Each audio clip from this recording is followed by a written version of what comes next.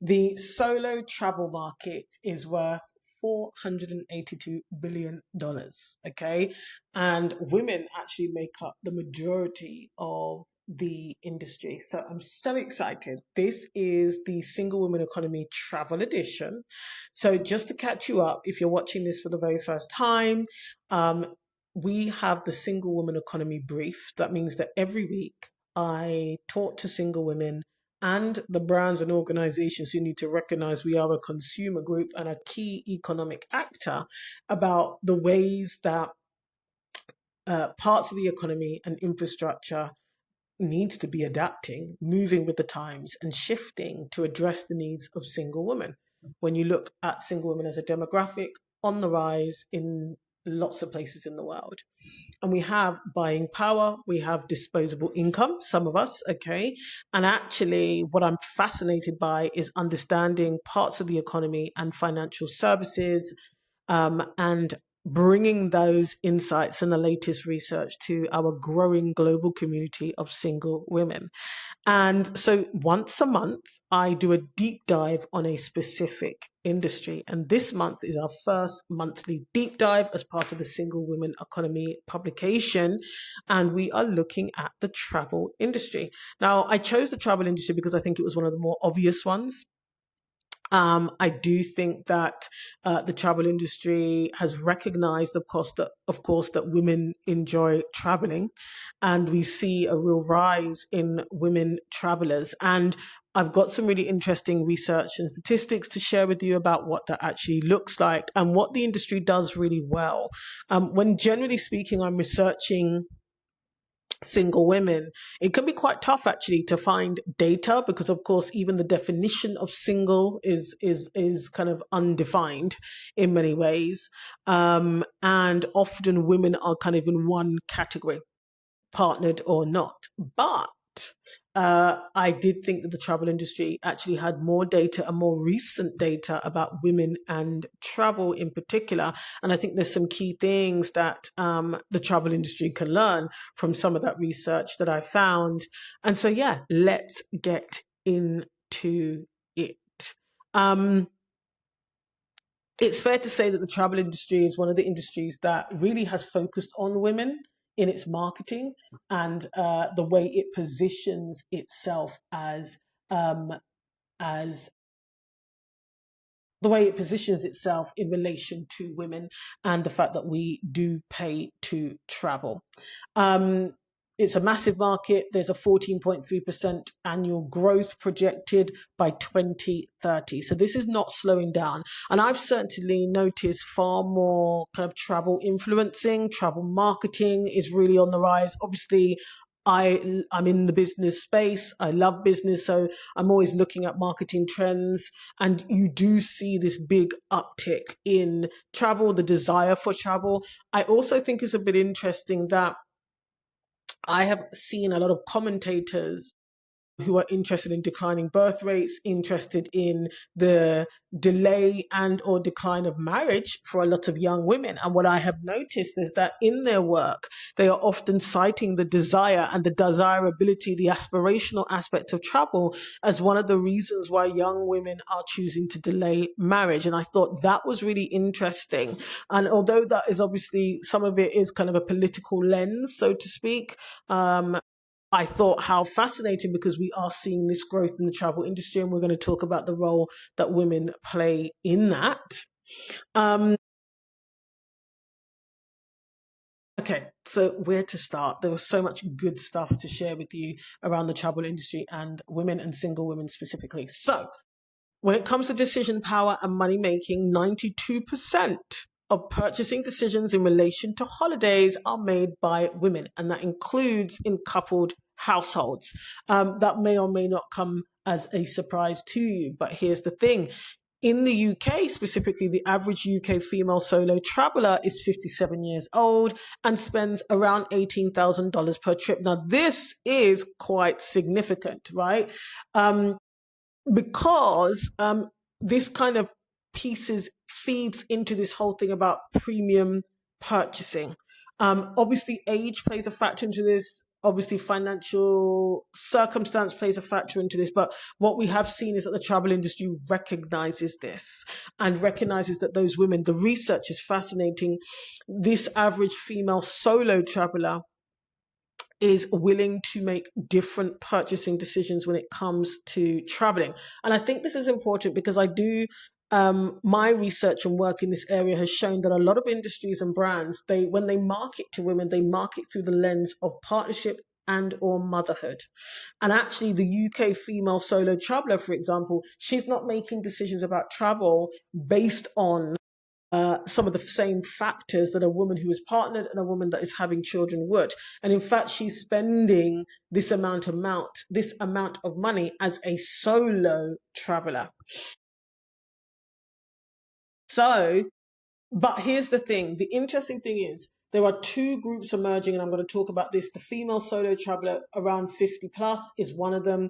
The other group, of course, is Gen Z, which won't come as a surprise. But when we look at things like marketing, most campaigns show someone 20 years younger than the average female UK traveler. Okay. And so very interesting. When you look at the marketing, these are young women who are Instagram worthy, who are, doing yoga on a cliff top, for example. But actually, the woman who is actually funding the market is much, much older.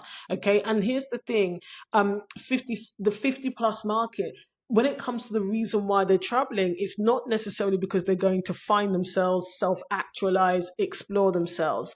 Okay, they've already found themselves. The reason why they're traveling is often very different. She just wants to go. She has the money to go. She has the autonomy.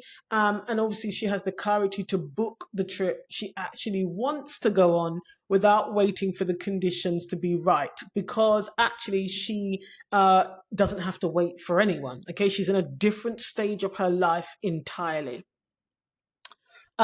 Now, the other significant cohort, of course, is the Gen Z cohort. And this is why I think that we see a lot of commentary around young women and traveling, and how traveling is becoming a bigger aspiration for a lot of younger women. And so they're the fastest growing cohort. 58.3% of Gen Z women are interested in solo international travel. Okay, so we're not just talking about going on girls' trips and family trips. These are specifically solo international trips that young Gen Z women express a desire to actually take. Search growth year on year is at 70%. If you are on TikTok, the hashtag solo female travel has 120 million views. And you have to bear in mind that this is the first generation in terms of Gen Z of women who could travel solo as a default. Okay, this is kind of pretty standard in that particular age group. It doesn't feel like such of a big deal. You remember some years ago, there was kind of around that eat, love, pray era. It was deemed to be a big thing for a woman to go and travel by herself. Even if you think about, like, Stella, how Stella got her groove back, there's lots of these kind of media depictions of women traveling in later life after a divorce or after some kind of life-changing event. Whereas what we're seeing amongst younger women is this just is a part of life. It's a default, and they're not necessarily waiting to travel with other people. That's not necessarily a part of the decision as to whether or not they're going to go. Although, of course, we do see a lot of group travel on the rise. I'm going to talk about that shortly, because there were some great brands that are good examples of this. So essentially, the market has two poles: the 50 plus woman, who has the kind of highest spend per trip. And then you've got the Gen Z, which is the fast growth cohort. Now, here's the interesting thing for me. I'm 37. The least studied group is the ages of 30 to 45. Now, there is a brand called Flashback, and I was one of their kind of early adopters. I actually really love their brand. They do have some data on this 30 to 45-year-old group. I'm going to talk about Flashback shortly, because they are a group travel for singles. Okay, single people in their 30s and 40s. So they actually have some data on that middle cohort when it comes to travel and travel behavior in general. So we'll come back and talk about them in a moment.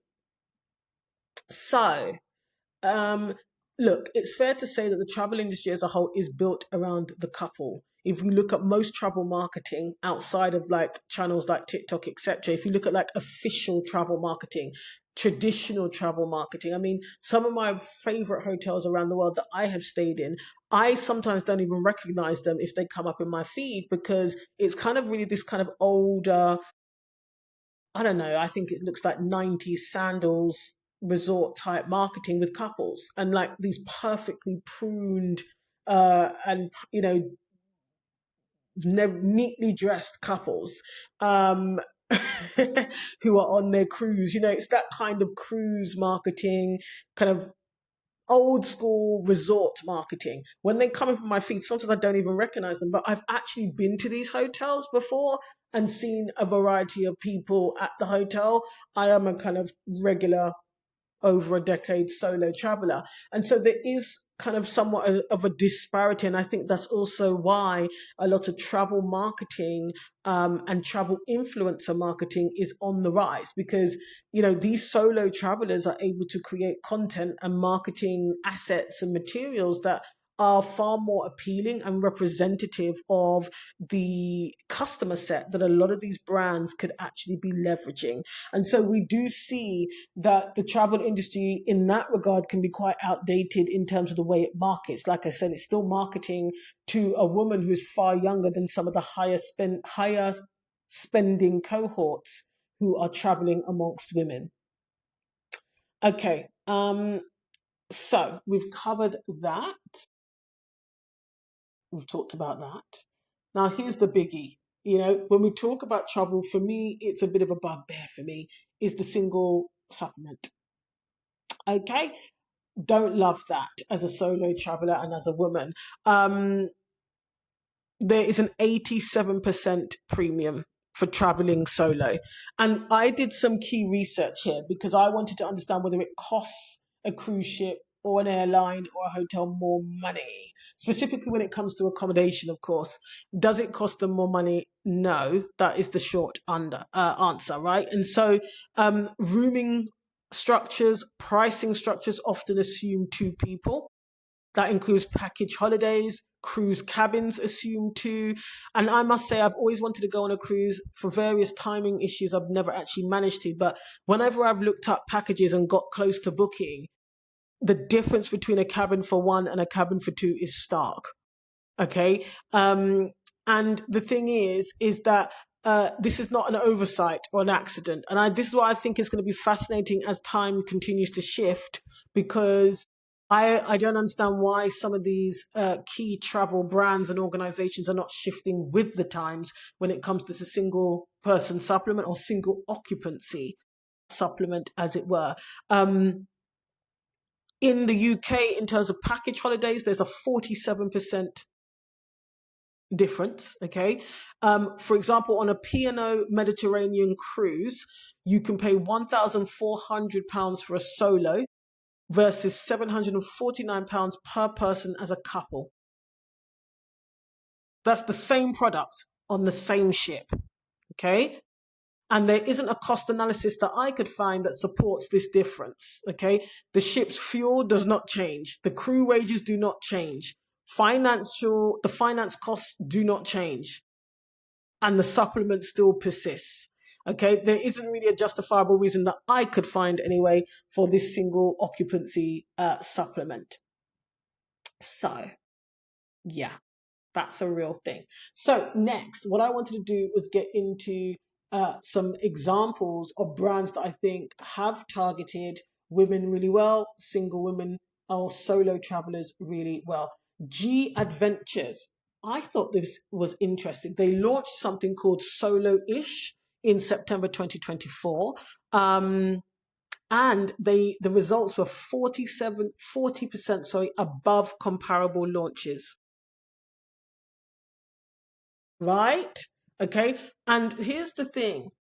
They named the audience explicitly in the product name, which was Solo-ish. Bookings exceeded comparable product launches by 40%. 75% of the bookings were made by women. The average customer age was 45. So right at that upper end of the mid group. we see that happening in this particular case study. And so they reported record sales in 2025, and Soloish was cited as a significant contributor to that. So you can see what they've done as a brand. They named the customer. They didn't say solo friendly either. It was solo-ish. A lot of the name did a lot of commercial work for them. And this is why I tried to find commercial examples, because I think a lot of the time brands will still say it's not commercially viable. But these are some examples of brands who have adapted to the market and been able to capture actually some of that market. The next example was Intrepid Travel. And that was called the Women's Expedition Range, which I thought was really interesting. They have seen a 59% year on year booking increase, and they saw that in 2024. 77% of the participants booked as solo travelers. Okay. So this is really interesting. And then they expanded their range in 2025 by 32%. And they have also made a commitment to 40%, having 40% female trip leaders by 2030. I thought this was a really interesting example. So they have shown sustained commercial commitment over a number of years. It wasn't just a one-off campaign. It wasn't a product launch. It was kind of basically a structural decision that compounds for them commercially over time. And so these women-only itineraries are actually a growth engine for them, not actually a niche. So I thought that was a pretty good example as well. Flashback. Now, I'm a bit of an early adopter for a load of brands. I love kind of new stuff, especially when it's targeted at women, single women, solo traveling. And so Flashback, I've been following them for some years. They have a brilliant editorial magazine, which is all about solo traveling. It's fascinating. And it was founded as a company by a woman in her 30s, early 30s, and she couldn't find a travel product which was designed for her life stage. And of course, she decided to build one. Now, in terms of their customer profile today, the average age of their customer is 39. I thought that was interesting. It's 70% female, 80% single, because obviously it is for solo group travel, and 90%, of course, are traveling by themselves. What's interesting is that they've really pushed the community piece, and that was something that I found quite attractive about them as a brand when I was always searching for trips, because 80% of the people on the trip stay in contact with them, with each other after the trip. I mean, also random, is that people have met their husbands and wives on these trips as well, right? And they have reported that 150,000 friendships have been facilitated to date as a result of their group travel. Okay, and this is really, really interesting. The US is one of their fastest growing markets, at 60% of the total trips booked. They never marketed directly to single women, but of course they built the right product and the right audience has found them. And the key thing I think about this case study is community. They've got a strong editorial content theme, which introduces you to people who are travel experts, people who've actually been on the trips with Flashback as well. So they are doing really good customer marketing, user generated content, as it were, in a way. But equally, they've really focused on community and creating community during the trips, because obviously it's solo group travel. So I thought they were a great example. The next example is another company. You can tell I do love a good travel. Virgin Voyages. Now, I thought that this was very interesting with Virgin Voyages. There's two sides to this, I would say, as a case study, which is why I called it Act 1, Act 2. It's adults only. All the gratuities were included initially. And so what happened was the value proposition was really clear. It was one of the reasons why I was attracted to Virgin Voyages, was that you paid your money and that was it. You could just get on the cruise and enjoy yourself. Also, I have noticed Virgin Voyages have really invested in influencer marketing and kind of brand type trips.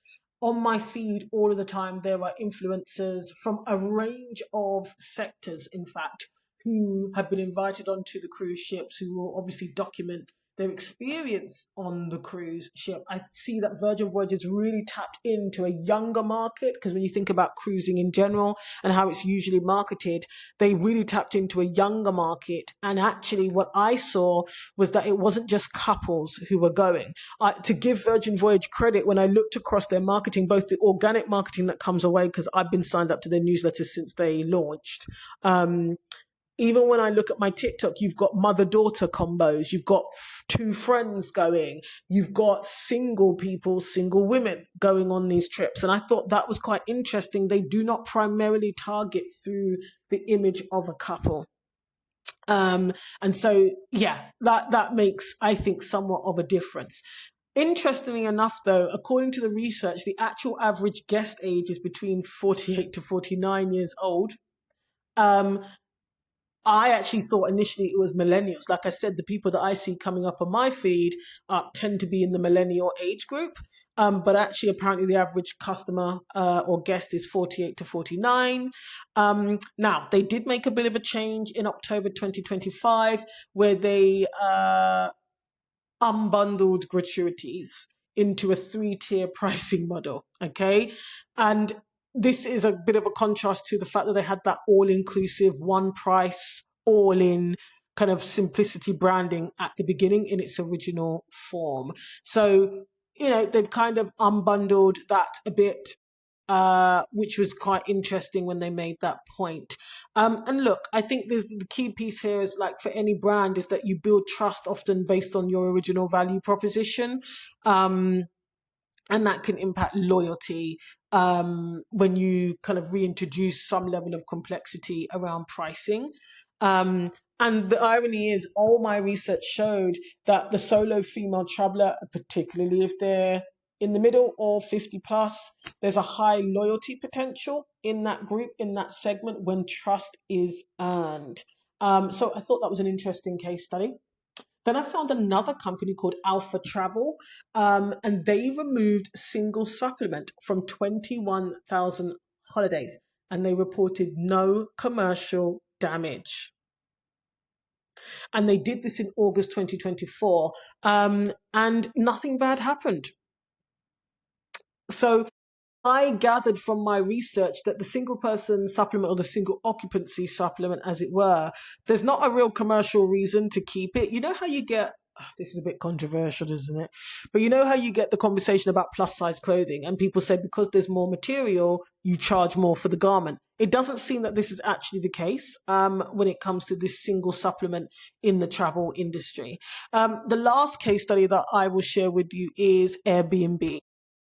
The reason why I mentioned this one and I thought it was interesting was that a big part, and sometimes you see these funny memes on social media, which kind of depict the places that parents' minds go to when their daughters primarily go off to travel. Like, parents have these wild ideas that, you're going to be kidnapped and trafficked, etc. And so safety is obviously a key focus and concern for female solo travelers.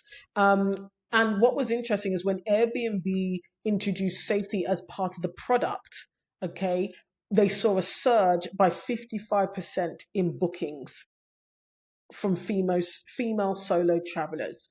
And so they kind of dedicated this safety infrastructure to really the solo traveler directly in the app. So itinerary sharing, host question prompts, safety tips in 50 plus languages, and partnerships with companies like Walk Safe.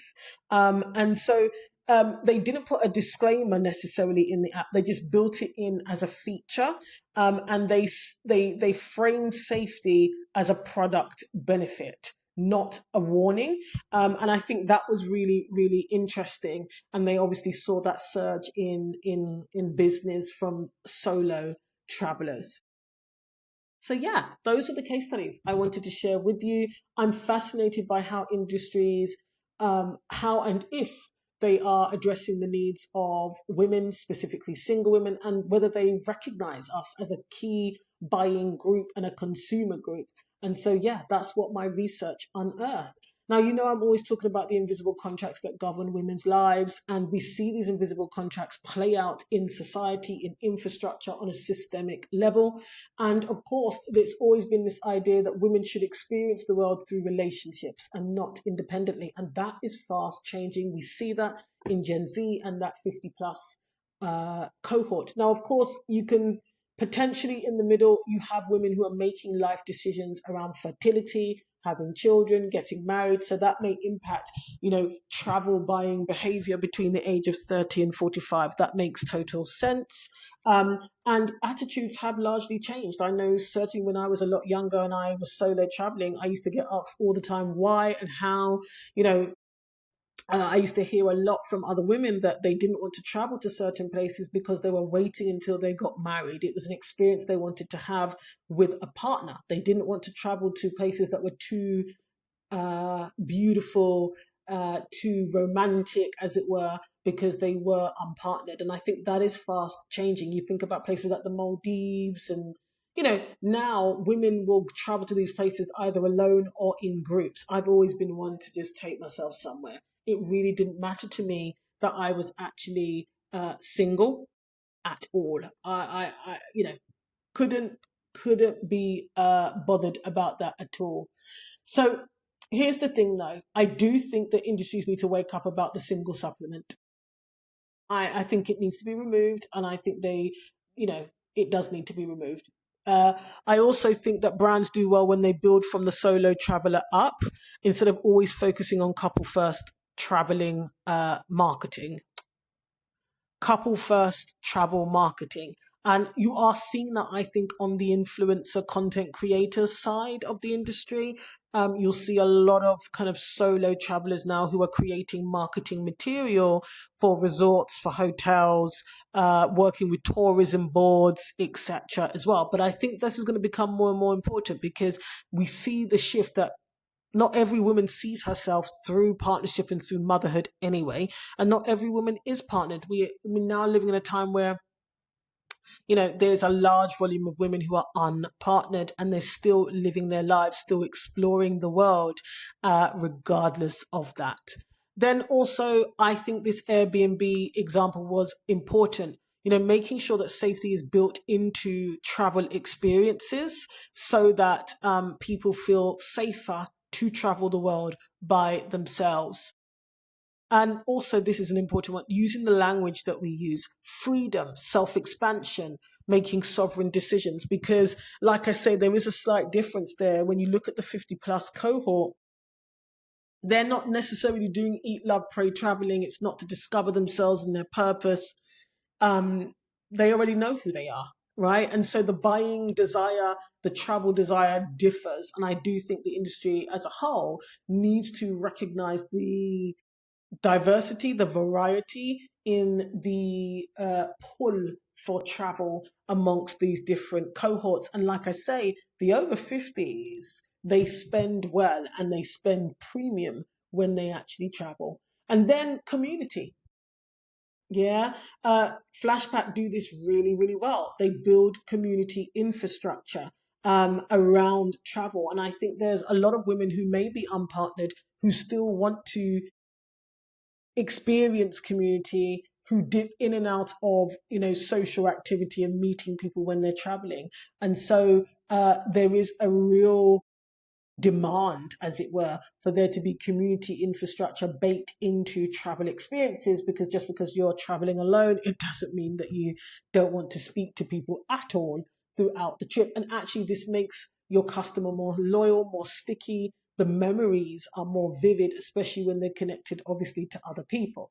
And so that means you're going to get a lot of return custom. I noticed with Flashback when I was doing the research, and even before, funny enough, I officially decided to do this deep dive, one of the things I know from receiving Flashback content and marketing, I suppose, is that people go on multiple trips because of the community. So people rebook trips to meet new people, they rebook trips with people they've met before. And so that I think is really interesting and something for travel brands and organizations to really think about. So that was the deep dive for this month.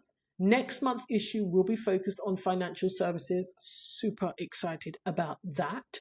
If you do prefer to read, you can drop an email to us to get the full report. But also over on Substack, I always do write about the monthly deep dive in some more depth over on Substack. So go find us over there. And I will see you next month for the financial services edition.